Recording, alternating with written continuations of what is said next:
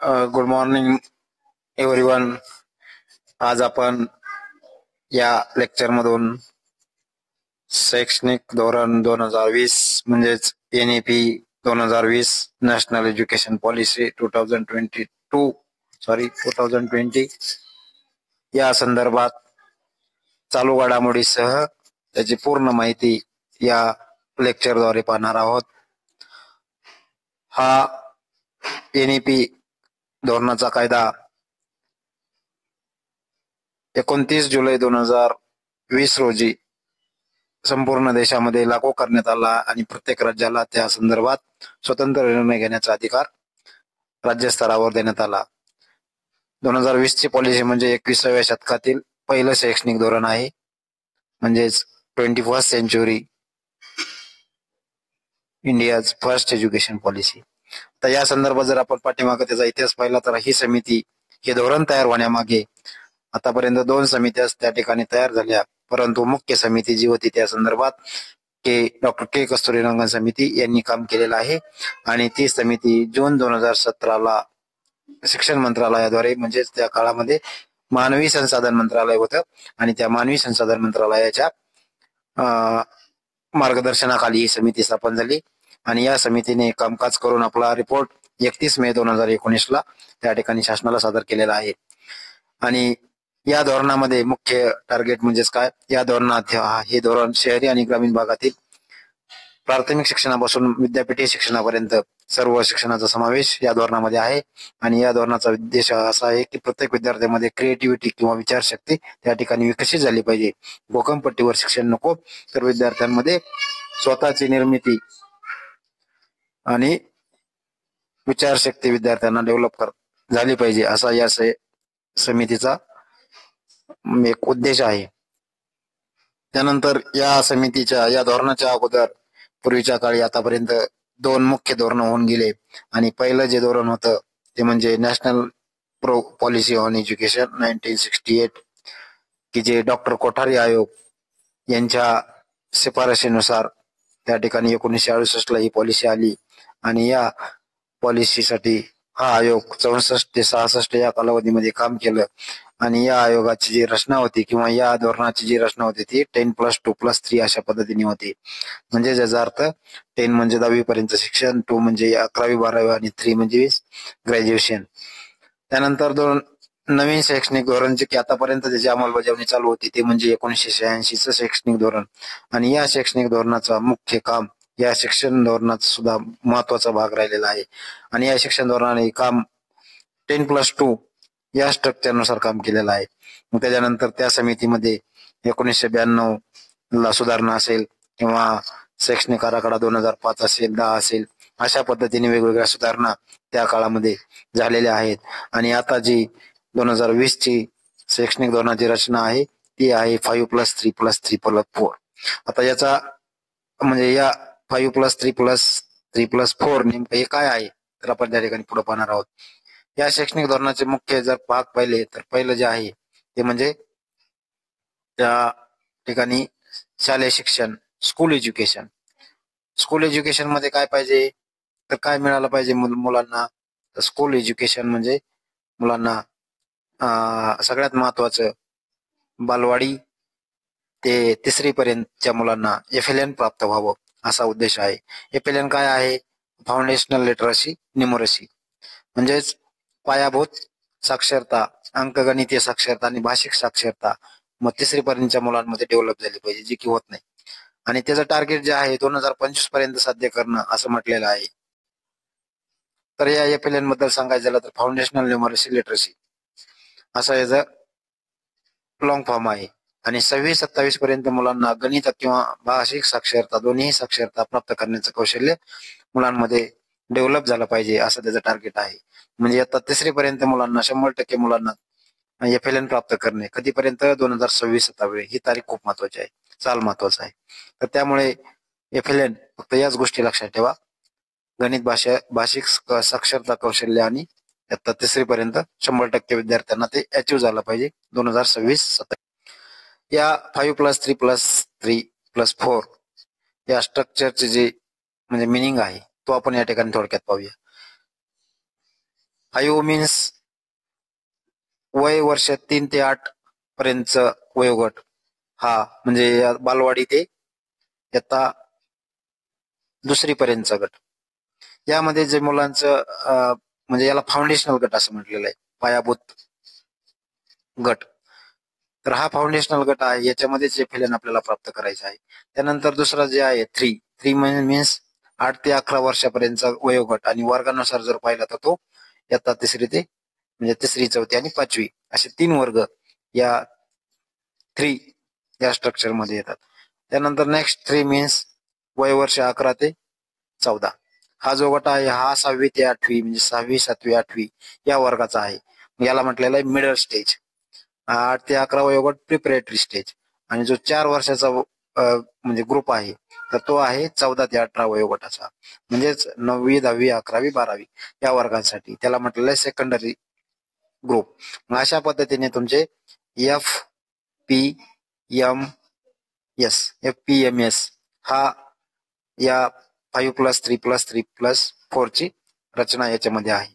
म्हणजे ज्याला मराठीमध्ये आपण म्हणू शकता फाउंडेशनल म्हणजे पायाभूत, प्रिपरेटरी मीन्स तयारीचा भाग, मिडल मीन्स मध्यम, आणि सेकंडरी मीन्स माध्यमिक. म्हणजे आपण थोडक्यात जर आपल्याला लक्षात ठेवायची तर पात मामा अशा पद्धतीने आपण त्याला मराठीमध्येही लक्षात ठेवू शकतो. तर ही रचना खूप महत्वाची आहे, जी परीक्षेच्या दृष्टिकोनातून आपल्याला नेहमी विचारली जाऊ शकते. त्यानंतर आहे GER म्हणजे काय? Gross enrolment ratio. Gross enrolment ratio काय आहे की जो 2030 पर्यंत 100% विद्यार्थी शाळेमध्ये दाखल झाले पाहिजे. कितीपर्यंत? 2030 पर्यंत. इयत्ता 1ली ते म्हणजे 8वी पर्यंतचे जे विद्यार्थी म्हणून आपण शालेय शिक्षण 1 ते 8चं, तर हे जे विद्यार्थी आहेत किंवा बालवाडीपासून हे GER त्यांचा ग्रॉस एनरोलमेंट पटनोंदणी किंवा नोंदणी त्यांची 100% झाली पाहिजे 2030 पर्यंत, असं हे टार्गेट आहे याच्यामध्ये. याच्यामध्ये सर्वसमावेशक शिक्षण देणे, शिक्षकांना बढती द्यायची असेल तर जी गुणवत्तेच्या आधारावर दिली जावी. त्यानंतर क्लस्टर शाळा, समूह शाळा, 10-20 शाळांचा एक समूह तयार करणे, आणि 2030 पाहिजे, 2030 पर्यंत हा 10 ते 20 शाळांचा गट तयार करणे आणि त्या शाळा विकसित करणे, असं शालेय शिक्षणाचं त्या ठिकाणी या धोरणामध्ये टार्गेट आहे. या धोरणातला पुढचा भाग आहे उच्च शिक्षण. तर उच्च शिक्षणाचं टार्गेट GER काय आहे? Gross enrolment ratio. तर तो सध्या 26.3% आहे. तर त्याचं टार्गेट 50% करणे कधीपर्यंत? 2035 पर्यंत. 2035 ला 50% GER झाला पाहिजे उच्च शिक्षणातला, असं या धोरणामध्ये नमूद केलेलं आहे. मग या धोरणामध्ये तुम्हाला आतापर्यंत आपल्याला जर तुम्ही BA ला किंवा BSc ला ऍडमिशन घेतलं, ग्रॅज्युएशनला, डिप्लोमाला ऍडमिशन घेतलं, ते जर पूर्ण केलं तर मग तुम्हाला सर्टिफिकेट मिळणार, तुम्हाला पूर्ण डिग्री मिळणार. पण तुम्ही जर मध्येच एक्झिट घेतली तर तुमचा ते कोर्स तसाच राहून जातो, तुम्ही कोणतंही शिक्षण प्राप्त केलं नाही किंवा तुम्ही उच्च शिक्षित झाला नाही असा त्याचा अर्थ व्हायचा. परंतु आता तसं नाही, तुम्हाला मल्टिपल एंट्री आणि एक्झिट सुद्धा आहे, आणि त्या ठिकाणी तुम्हाला काहीतरी घेतलंय काहीतरी मिळणार आहे. म्हणजे याचा अर्थ तुम्ही शिक्षण मध्ये जरी सोडलं तर तुमच्या हातात काही ना काही मिळणार आहे. म्हणून या शिक्षण पद्धतीमध्ये तुम्ही जर 1 वर्षाचं शिक्षण पूर्ण केलं, 4 वर्षाचा कोर्स असणार आहे कोणताही डिग्री कोर्सचा, आणि 4 वर्षाच्या डिग्री कोर्समध्ये एखाद्याने 1 वर्षाचं शिक्षण पूर्ण केलं तर त्याला त्या ठिकाणी सर्टिफिकेट दिलं जाणार आहे. त्यांनी जर 2 वर्षाचं पूर्ण शिक्षण केलं तर त्याला डिप्लोमा सर्टिफिकेट भेटणार आहे. एखाद्याने जर 3 वर्षाचं शिक्षण पूर्ण केलं तर आताच्या पद्धतीने डिग्री सर्टिफिकेट मिळणार आहे. आणि जर एखाद्याने पूर्ण 4 वर्षाचं शिक्षण केलं तर त्याला direct bachelor degree with research यासारखं सर्टिफिकेट मिळणार आहे. म्हणजे अशा पद्धतीने या उच्च शिक्षणाची फोड या धोरणामध्ये करण्यात आलेली आहे. म्हणून उच्च शिक्षणाला तुम्ही कोणत्या ठिकाणी एंट्री घेताय आणि कुठून एक्झिट होताय हे खूप महत्वाचं आहे, आणि त्याच्यानुसार तुम्हाला त्या ठिकाणी सर्टिफिकेट्स मिळणार आहेत. या शैक्षणिक धोरणामध्ये एक तुमच्या खात्यामध्ये जसं तुमचं बँकेसाठी पैशासाठी अकाउंट्स असतं, आपण अकाउंट्स उघडतो आणि त्याच्यामध्ये पैसे टाकणे, विड्रॉल करणे, काढणे, त्या पद्धतीने तुमच्याकडे शिक्षणासाठी एक अकाउंट असणार आहे, आणि त्याला नाव दिलेलं ABC, academic bank of credit. Academic bank of credit काय आहे की याच्यामध्ये तुमचं काय भेटणार आहे तुम्हाला, तर तुम्ही जे प्राप्त केलेले गुण किंवा क्रेडिट असतील ते डिजिटल स्वरूपात या ठिकाणी टाकले जाणार आहे. ते तुम्ही कधीही पाहू शकता आणि कुठेही त्या ठिकाणी ओपन करू शकता. आज जो जुन्या काळामध्ये MPhil कोर्स होता, मास्टर ऑफ फिलॉसॉफी, तो या शैक्षणिक धोरणानुसार आता बंद करण्यात आलेला आहे. त्याच्याऐवजी आता सध्या फक्त प्राधान्य PhD ला असेल उच्च शिक्षणानंतर. MPhil हा टोटली बंद. परीक्षेमध्ये प्रश्न विचारला जाऊ शकतो, खालीलपैकी कोणती डिग्री किंवा कोणता कोर्स या अभ्यासक्रम या धोरणानुसार बंद करण्यात आलेला आहे, तर MPhil हे लक्षात ठेवा. नेक्स्ट या धोरणाच्या म्हणजे या ठिकाणी वेगवेगळ्या शिक्षणासाठी रेग्युलेशन करण्यासाठी नियमनासाठी काही संस्था त्या ठिकाणी तयार करायच्या आहेत असं या धोरणात सांगितलेलं आहे. पहिली जी संस्था आहे ती हेकी, HECI, त्यानंतर NHERC, GEC, HEGC आणि NAC. हे काय आहे? HEC higher education commission of India, म्हणजे उच्च शिक्षण आयोग. म्हणजे शिक्षणासाठी हा सध्या उच्च शिक्षण आयोग या ठिकाणी तयार करण्यात येणार आहे भविष्यात. त्यानंतर तुमचं राष्ट्रीय national higher education regulatory commission, या उच्च शिक्षणाचं रेग्युलेशन करण्यासाठी NHERC ही संस्था स्थापन करण्यात येणार आहे. GEC काय असणार आहे? जनरल एज्युकेशन काउन्सिल, या ठिकाणी मानक तयार करणे, सामान्य शिक्षण यासाठी ही परिषद असणार आहे, म्हणून GEC महत्वाचं आहे. त्यानंतर नेक्स्ट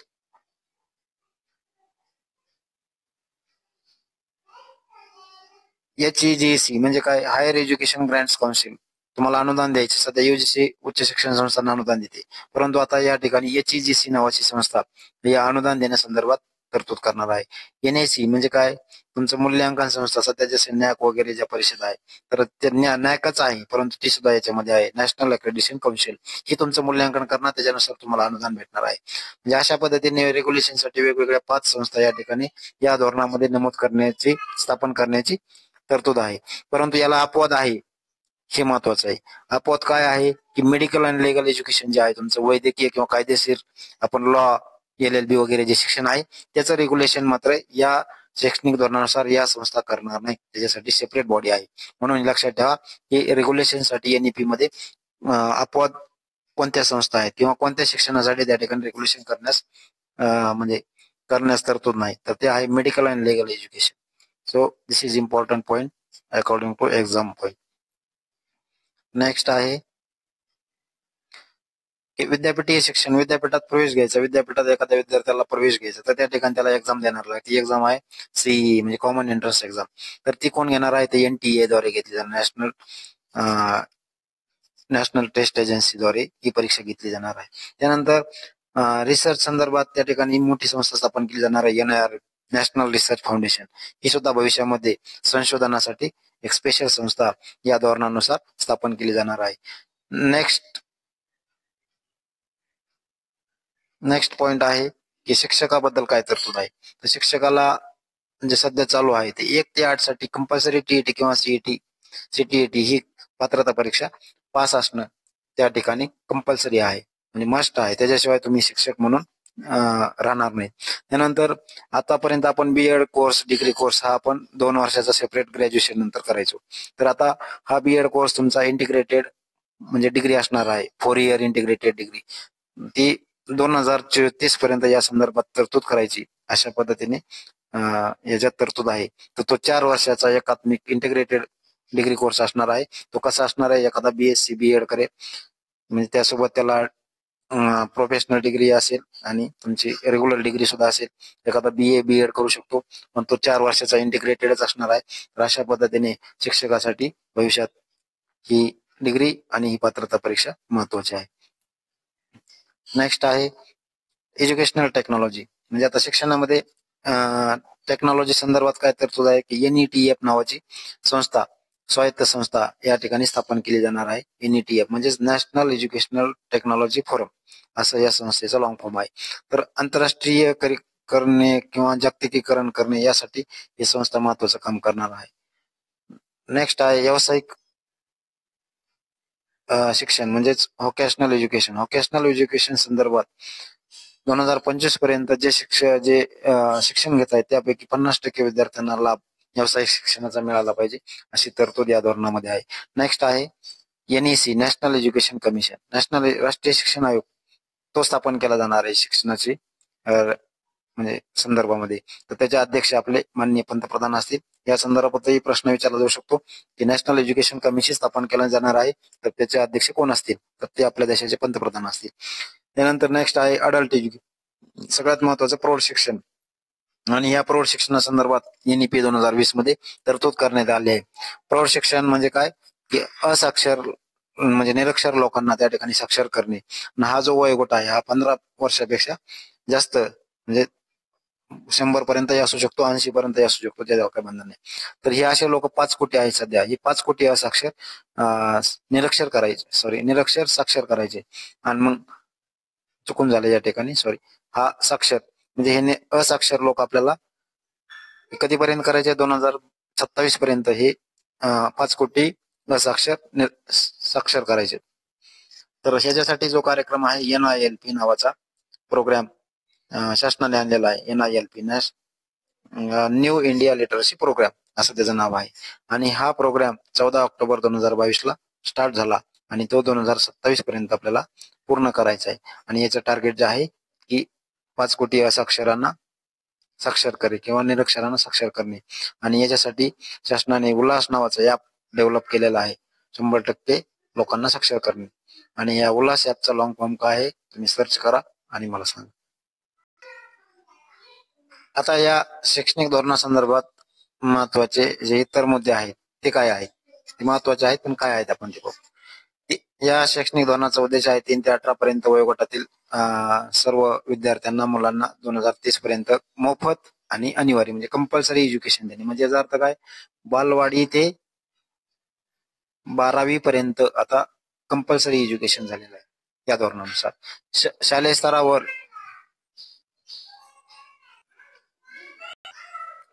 शालेय स्तरावर शिक्षक विद्यार्थी गुणोत्तर प्रमाण 30 मग 30 विद्यार्थी असतील तर 1 शिक्षक असेल, अशा पद्धतीची तरतूद याच्यामध्ये आहे. पुन्हा एकदा अभ्यासक्रम आणि अध्यापनशास्त्र यात 2022 पर्यंत बदल करायचा आहे. विद्यार्थ्यांना 6वी 8वी मध्ये व्यावसायिक अभ्यासक्रम निवडण्याचा किंवा लागू करणे, तर त्या ठिकाणी अभ्यासक्रम इन्क्लूड केला जाणार आहे.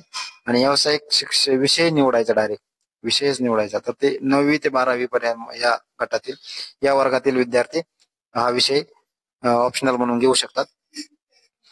जे सध्या शिक्षण सेवक पद आहे किंवा पॅरा टीचर्स किंवा शिक्षण सेवक हे जे पद असेल ते 2022 पर्यंत त्या ठिकाणी बंद करायचे अशी ही तरतूद आहे. त्यानंतर प्रत्येक राज्याला स्वतःची एक नियंत्रण प्राधिकरण स्थापन करण्याचा अधिकार आहे, त्याला म्हणतात स्कूल रेग्युलेटरी ऑथॉरिटी. हे प्रत्येक राज्याला त्या ठिकाणी निर्माण करण्याचा अधिकार आहे. राज्य त्याच्यावर निर्णय घेऊ शकतं आणि स्वतःची ऑथॉरिटी स्थापन करू शकते. नेक्स्ट आहे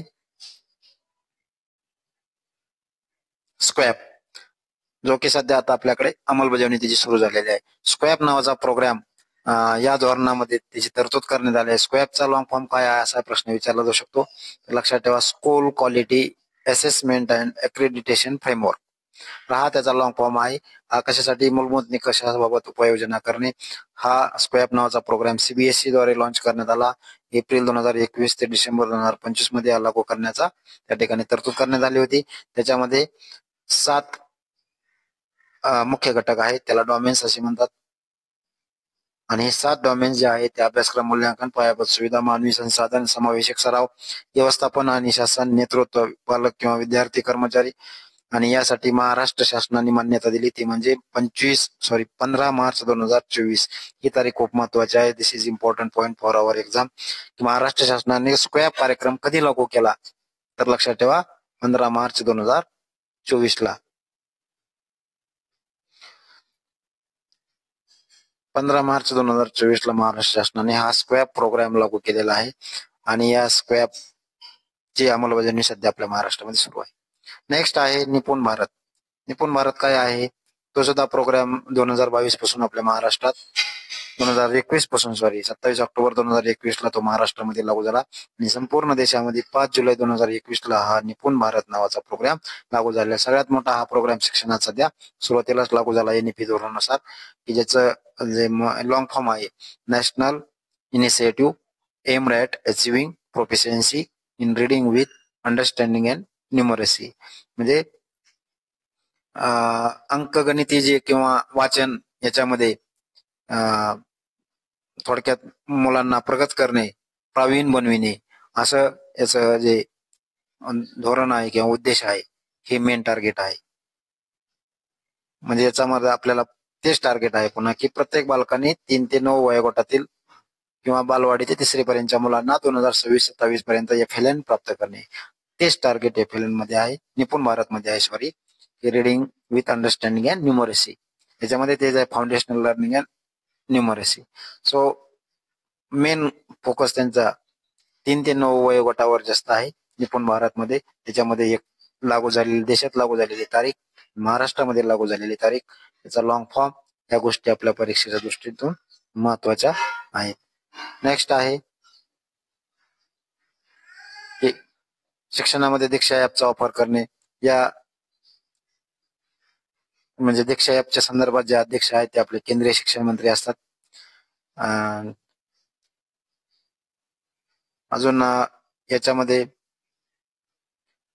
भाषा संदर्भात त्रिभाषा धोरण या धोरणामध्ये लागू करण्याचं ठरवलेलं आहे आणि 5वी पर्यंत मात्र मातृभाषेवर जास्त भर असणार आहे. त्या ठिकाणी भारतीय भाषा संवर्धनासाठी IITI नावाची संस्था स्थापन केली जाईल. त्याचा लॉंग फॉर्म आहे Indian institute of translation and interpretation. त्यानंतर नॅशनल इन्स्टिट्यूट नावाची संस्था, म्हणजे हे सुद्धा भाषा संदर्भात आहे, राष्ट्रीय संस्था आहे. याच्यामध्ये पाली, संस्कृत, प्राकृत या भाषा डेव्हलप करणे, विकसित करणे यांच्यासाठी ही संस्था असणार आहे. काही प्रसिद्ध जागतिक निवडक विद्यापीठांना भारतामध्ये शिक्षणासाठी परवानगी दिली जाणार आहे या धोरणानुसार. या धोरणाचा पुढचा उद्देश जो आहे ते म्हणजे पारक नावाची संस्था आपल्या धोरणा शिक्षणामध्ये आणली जाणार आहे. आणि पारक काय आहे तर पारक एक राष्ट्रीय मूल्यांकन संस्था आहे. ती performance assessment review and analysis of knowledge for holistic development, म्हणजे शाळा उच्च माध्यमिक स्तरावर मूल्यांकन करणे, त्यासाठी ही पारक नावाची संस्था आहे. नेक्स्ट आहे प्रौढ शिक्षणासाठी त्या ठिकाणी अभ्यासक्रम, म्हणजे आता जे आपण पाहिलं की प्रौढ शिक्षण असाक्षर साक्षर करणे, त्यांच्यासाठी कोणता अभ्यासक्रम असावा, तो अभ्यासक्रम आराखडा कसा असावा या संदर्भात ही तरतूद आहे की 100% शिक्षणाची उपलब्धता करणे 2030 पर्यंत. हे प्लॅन साध्य करण्यासाठी किंवा सतत शिक्षण, गंभीर जीवन कौशल्य, व्यावसायिक कौशल्य शिक्षण, मूलभूत शिक्षण हे या प्रौढ शिक्षणामध्ये अभ्यासक्रमामध्ये नमूद केलं जाणार आहे. त्यानंतर नेक्स्ट प्रोग्राम जो आहे किंवा की आता इंजिनिअरिंग आतापर्यंत आपण इंग्लिश भाषेमध्येच त्या ठिकाणी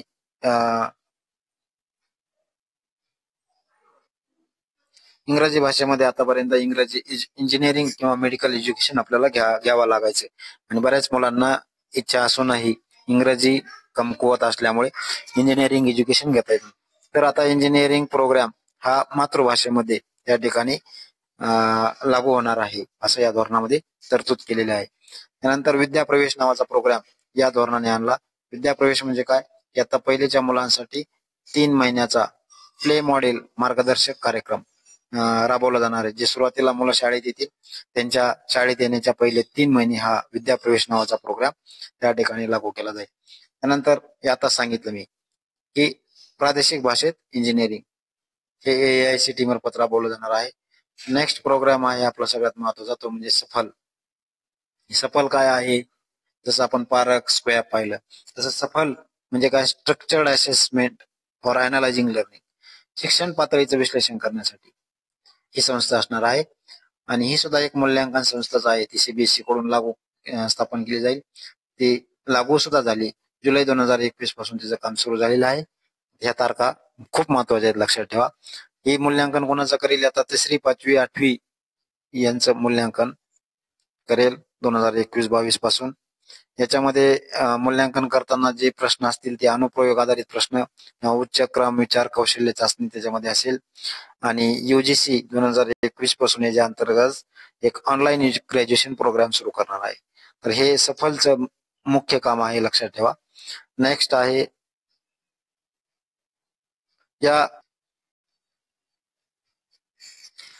या धोरणाची अंमलबजावणी करणारी राज्य कोणती आहेत ते पाहूया. पहिलं राज्य आहे ते कर्नाटक. कर्नाटक राज्याने ऑगस्ट 2021 पासून अंमलबजावणी केली आणि याच्यावर प्रश्न विचारला जाऊ शकतो की पहिलं राज्य कोणतं आहे, कर्नाटक. दुसरं राज्य होतं मध्य प्रदेश, ज्यांनी 26 ऑगस्ट 2021 पासून याची अंमलबजावणी सुरू केली. आणि तिसरं राज्य आहे गुजरात. याचं साल आपल्याला या ठिकाणी सांगता आलेलं नाही, तुम्ही पाहून घेऊ शकता. त्यानंतर आहे महाराष्ट्राने या धोरणाची अंमलबजावणी कधी केली, तर महाराष्ट्राने 2025-26 म्हणजे चालू शैक्षणिक वर्षापासून या धोरणाची अंमलबजावणी सुरू केलेली आहे. आणि सुरू केल्या त्या ठिकाणी एक थोडासा वाद निर्माण झाला, परंतु तो म्हणजे काय की या धोरणामध्ये त्रिभाषा सूत्र म्हणजे त्रिभाषा धोरण लागू करा असं तरतूद आहे. आणि त्यानुसार महाराष्ट्राने 3 भाषा लागू करण्याचं ठरवलं, परंतु ती इयत्ता पहिलीपासूनच 3 भाषा लागू करायच्या. म्हणजे हिंदी कंपल्सरी का आली त्यामध्ये. मराठी इंग्रजी पहिलीच आहे. हिंदी कधीपासून, तर हिंदी पहिलीपासून. पण या हिंदीला विरोध झाल्यामुळे थोडासा निर्णय मागे घेतला आणि या संदर्भात शासनाने त्या ठिकाणी एक समिती स्थापन केलेली आहे. आणि ते समिती म्हणजे त्याचे अध्यक्ष आहेत नरेंद्र जाधव. तर त्या समितीने काय काम करायचे या संदर्भात त्याची तरतूद आहे. ते तुम्ही थोडक्यात पाहू शकता माहिती त्याच्या संदर्भात. परंतु या समितीचे अध्यक्ष कोण आहेत, नरेंद्र जाधव हे महत्वाचे. आणि ही हिंदी भाषा लागू करायचे का नाही याबाबत निर्णय घेणार आहे आणि त्याच्या संदर्भात काही तरतुदी सांगणार आहे. त्यानंतर पुढे आहे की 28-29 पर्यंत जे सूत्र आहे, शैक्षणिक सूत्र 5+3+3+4, तर हे लागू करायचे 28-29 पर्यंत आपल्या राज्यामध्ये, संपूर्ण राज्यामध्ये. आणि या धोरणाचा जो पॅटर्न आहे तो सीबीएसई असणार आहे. आणि म्हणून आता पहिलेपासून या वर्षी सीबीएसई पॅटर्न लागू केलेला आहे. आणि याचं जे मूल्यांकन करायचं या मुलांचं, तर मूल्यांकन करून त्यांना जे प्रोग्रेस कार्ड दिले जाणार आहे ते एचपीसी नावाने दिलेलं आहे. एचपीसी काय आहे, तर होलिस्टिक प्रोग्रेस कार्ड. त्याच्यामध्ये संपूर्ण माहिती असणार आहे. ते या वर्षीपासून फक्त पहिलीच्या विद्यार्थ्यांना आहे. तर हे एचपीसी किंवा हे मूल्यांकन करायचं काम एससीईआरटी द्वारे केलं जाणार आहे. तर लक्षात घ्या, अशा पद्धतीने या एनईपी धोरणासंदर्भात जे काय माहिती होती ती या ठिकाणी सांगण्याचा आपण प्रयत्न केलेला आहे. आणि हे एनईपी धोरण खूप महत्वाचं शिक्षण धोरणातला एक महत्वाचा पैलू आहे. तो आपल्यासाठी आणि शिक्षणासाठी खूप महत्वाचा आहे.